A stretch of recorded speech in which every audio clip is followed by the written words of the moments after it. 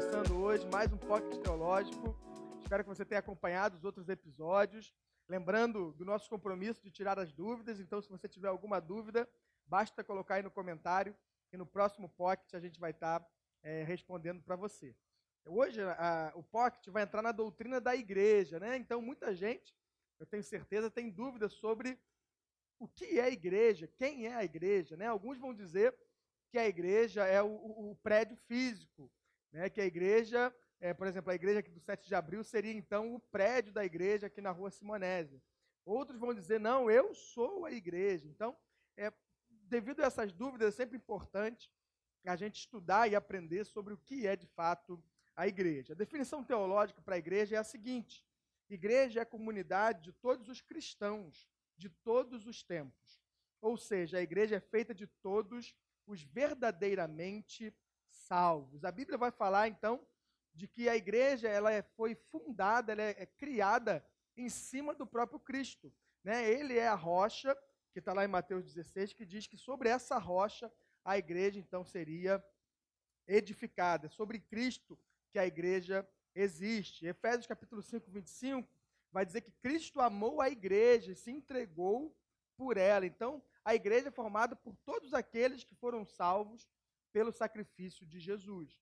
Falar que a igreja é o prédio é um equívoco, né? O prédio é onde a igreja se reúne, não propriamente a igreja. Da mesma forma que é um equívoco falar que eu sou a igreja, porque a igreja vem da palavra eclésia, que significa assembleia, como diz aqui na definição de teologia, uma comunidade. Então, a igreja nunca é um ser isolado, a igreja é uma reunião de pessoas que se declaram salvas em Cristo, crentes em Cristo, reunidos. Então, nós somos a igreja. Essa seria a definição, então, teologicamente mais correta. Alguns vão pensar, então, que a igreja é formada apenas pelos salvos, pelos cristãos, né? A partir apenas de Atos dos Apóstolos. Só que não é essa a ideia teológica.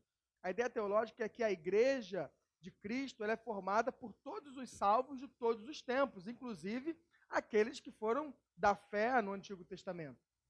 Uma prova disso é que lá em Deuteronômio capítulo 4, quando Moisés fala para o povo que o desejo de Deus é que eles se reunissem no deserto para cultuar a Deus, a palavra do hebraico ali para reunir-se, quando traduzido para o grego, também aparece a palavra eclésia, ou seja, aquela reunião que Deus chamou o povo para sair do Egito e se reunir no deserto, ali já era uma congregação, ali já era uma assembleia, ali já era uma reunião de pessoas de fé. Então, por isso que nós cremos que a igreja, ela é a reunião dos salvos de todos os tempos, né?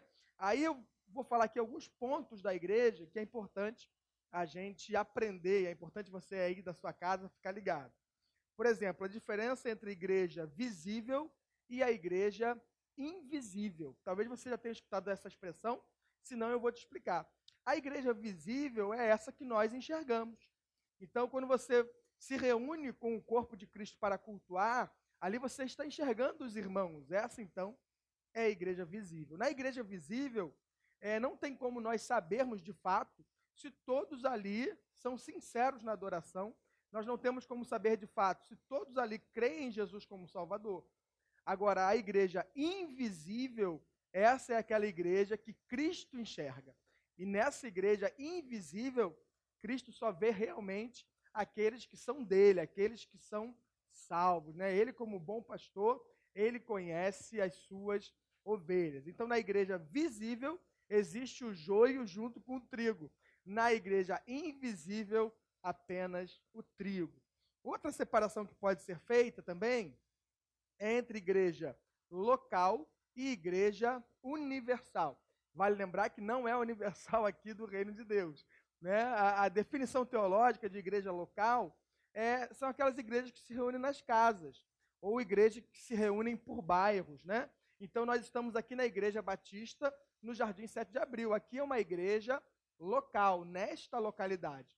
Quando falamos em igreja universal, estamos falando da reunião de todos os que são cristãos, de todos os que são salvos em Cristo.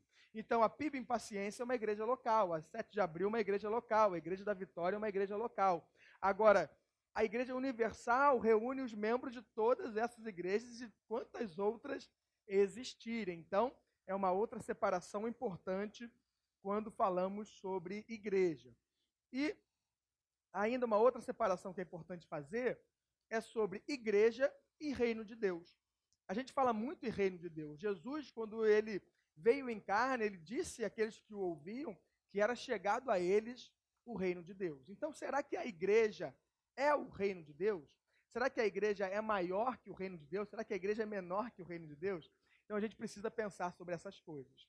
A gente precisa entender que o reino de Deus é maior do que a igreja, né? É o reino de Deus que funda a igreja. Então, a igreja não é o reino. A igreja é uma agência do reino. A igreja, através da pregação do evangelho, ela abre as portas do reino de Deus para que o incrédulo, ao crer na mensagem pregada, entre também dentro do reino. Então, o reino de Deus é onde o domínio de Deus é real. O reino de Deus é onde o domínio de Deus é percebido, é claro, né? Então, esse é o reino de Deus, ele é maior. A igreja faz parte do reino, a igreja, ela até representa o reino, ela fala do reino, ela prega do reino, ela abre as portas do reino, mas não é o reino. E ainda sobre igreja, alguns vão me perguntar se todas as igrejas são sinceras ou são verdadeiras, né? Será que todas são verdadeiras? Segundo o teólogo Gruden, existe um critério para a gente saber o que são igrejas verdadeiras e quais não são igrejas verdadeiras. Segundo esse teólogo, a igreja verdadeira, ela observa algumas coisas. Primeira coisa, um ensino fundamentado na Bíblia, na palavra de Deus. Então, uma igreja verdadeira, ela prega a palavra de Deus e prega somente a palavra de Deus. Esse é o primeiro critério. Se você frequenta alguma igreja, visitou alguma igreja e lá não se prega a palavra de Deus, não é uma igreja, vai ser qualquer outra coisa, um clube, uma ONG, não sei. Mas igreja precisa pregar a palavra de Deus. E além de pregar a palavra, uma igreja verdadeira obedece às ordenanças de Cristo. Quais são as ordenanças de Cristo? São apenas duas. Primeira ordenança de Cristo, a primeira ordem de Cristo, para quem crê no Evangelho, é se batizar. Então, o batismo é a primeira ordenança. E a segunda ordenança de Cristo é a ceia. Então, o batismo é a forma como a pessoa entra na família de Cristo e a ceia é um símbolo da comunhão dessa família de Cristo. Então, as igrejas verdadeiras, elas pregam a palavra e elas obedecem às ordenanças bíblicas, que são batismo e ceia. Quando falamos em batismo e ceia, é importante a gente separar o que é ordenança do que é sacramento.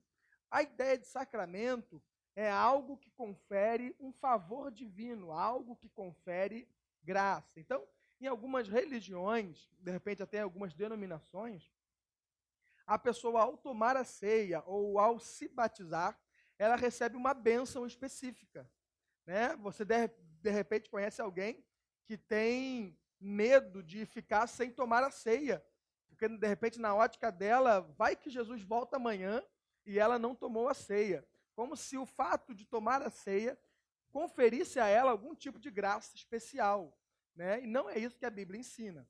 Tanto batismo quanto ceia são símbolos. Batismo, símbolo da nossa conversão, ceia, símbolo da nossa comunhão, e um apontar para o fato de que Cristo voltará e que quando ele voltar, nós cearemos também com ele. Então, na nossa ótica, as ordenanças são apenas memoriais, são ordenanças que precisamos obedecer sim, mas que em si mesmas não conferem graça alguma, não conferem favor nenhum, diferente daqueles que entendem como sacramento. Ainda sobre igreja, eu quero também falar sobre os propósitos da igreja, né? Para que uma igreja ela existe? Qual é o propósito de Deus com a igreja? Então, eu vou seguir bem aqui uma linha de pensamento da igreja com propósito. Então, segundo a ideia de igreja com propósito, a igreja e toda igreja, seja ela individualmente ou como instituição, ela precisa cumprir esses propósitos. Esses propósitos, então, são comunhão. Toda igreja, então, ela é chamada a viver uma comunhão, já que é uma família de Cristo, da mesma forma que cada membro nos seus pequenos grupos, também são chamados a viver a comunhão. Além da comunhão, toda a igreja é chamada a adorar a Deus, isso como instituição nos cultos públicos, adorar a Deus, mas cada membro também, individualmente, na sua realidade, ter uma vida de adoração a Deus. Além da comunhão de adoração, o discipulado. Então, a igreja é chamada, né? Jesus, na ordem, ele disse, fazei discípulos. Então, é um mandamento de Cristo para a igreja, para nós, que a gente discipule pessoas. Isso também serve para a igreja local, nas suas formas de ensino, como para o cristão individual também, no seu dia a dia, discipular pessoas. Então, além da comunhão, adoração e discipulado, nós temos também o evangelismo. Né? Jesus disse, ide por todo mundo. Então, a igreja precisa sair das quatro paredes para pregar o evangelho, para evangelizar. Isso como igreja local e isso também como individual. E a igreja também é chamada a servir. Servir uns aos outros, assim como Cristo lavou os pés dos discípulos, e servir também a comunidade. Então, segundo a visão de igreja com propósito, os propósitos da igreja são comunhão, adoração, discipulado, evangelismo e serviço. Se a igreja conseguir cumprir esses 5 propósitos, ela estará sendo, com certeza, uma igreja equilibrada e uma igreja bíblica também. Depois de falar dos propósitos da igreja, eu quero falar sobre o poder que reside sobre a igreja, né? A igreja, ela tem autoridade dada por Deus. Então, existe um poder, o poder do Espírito Santo sobre a igreja.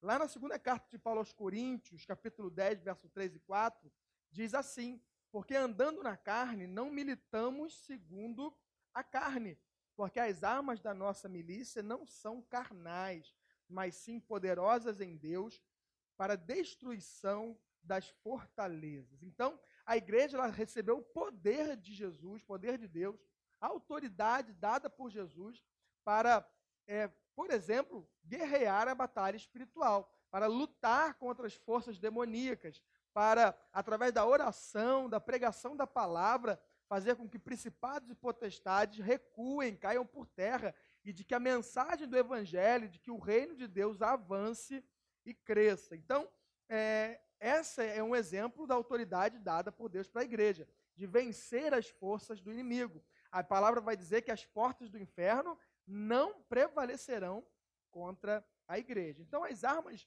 que a igreja tem para fazer essa guerra espiritual, para batalhar espiritualmente, são oração, adoração, autoridade para repreender forças demoníacas. Então, quando alguém está possesso por algum espírito imundo, a igreja tem a autoridade dada por Deus de repreender para que essa pessoa então seja liberta. A autoridade também da igreja reside sobre a palavra, né, sobre as escrituras, que é a palavra de Deus, fé, retidão de conduta também. Né? Eu me lembro, ao falar sobre isso, de uma frase do pastor Carlito Paz, que 2 coisas ainda fazem a sociedade respeitar a igreja e olhar para a igreja com um olhar ainda de respeito, que é a retidão dos seus membros, a honestidade dos seus membros e o sobrenatural, ou seja, o poder de Deus sobre a igreja que faz o sobrenatural acontecer. Mateus 16, 19 vai dizer que eu te darei as chaves do reino dos céus e tudo que ligares na terra será ligado nos céus e tudo que desligardes na terra será desligado nos céus. Jesus conferiu essa autoridade de ser detentor das chaves do reino à igreja. Então, como eu já falei um pouquinho antes, a igreja, por ter a chave do reino, ela tem a autoridade de, pela pregação do evangelho, abrir as portas do reino de Deus para que as pessoas possam entrar. Então, toda vez e em todo lugar onde o evangelho está sendo pregado, ali está sendo dada a oportunidade para que pessoas entrem no reino de Deus e façam parte do reino de Deus. Então, por mais simples que seja um culto, uma célula, uma pregação do evangelho, por mais que de repente os nossos olhos físicos não enxerguem nada, naquele momento as portas do reino de Deus estão sendo abertas para que incrédulos possam entrar por essas portas e alcançarem salvação também e serem também participantes do reino de Deus. Além dessa autoridade das chaves, a palavra também fala que aquilo que a igreja ligar na terra é ligado nos céus. Aquilo que a igreja desligar na terra é desligado nos céus. Isso também diz sobre a autoridade que existe sobre a igreja de disciplinar os membros. Então, sobre a igreja também existe a autoridade de corrigir, de disciplinar aqueles que estão se desviando da fé. No Novo Testamento, a gente vai ver algumas situações, na igreja de Corinto e em outras, de pessoas que, por estar com uma prática equivocada, foram disciplinadas. A própria Bíblia vai dizer que Deus, que é Pai, disciplina a quem ama. Então, a igreja precisa também disciplinar aqueles que estão se desviando da doutrina. E isso a igreja recebeu também, essa incumbência, essa autoridade do próprio Deus. Então, esse é o poder da igreja, poder de batalhar espiritualmente, poder de abrir as portas do reino e poder para disciplinar, para que todos cheguem corretamente ao final de suas vidas. Lembrando que a disciplina na igreja, ela não tem o objetivo de matar a pessoa, de afundar a pessoa ou de excluir a pessoa. A exclusão é sempre o último caso, quando aquela pessoa que foi confrontada, corrigida em amor, primeiro pessoalmente, depois com testemunhas, depois com a congregação, quando essa pessoa, mesmo entendendo que está no erro, ela decide permanecer no erro, aí sim ela é excluída da comunhão. Mas isso é o último caso, porque a ideia da disciplina sempre é fortalecer as pessoas, sempre levantar aqueles que estão caindo e nunca terminar de matar a fé da pessoa. Então, esse foi o Pocket Teológico de hoje, falando sobre a igreja. Eu espero que tenha sido claro. Se você tiver alguma dúvida sobre a igreja, sobre o poder da igreja, sobre a igreja visível e invisível, local e universal, você pode escrever no comentário a sua dúvida, que a gente estará respondendo no próximo Pocket Teológico. Tá bom? Fique com Deus.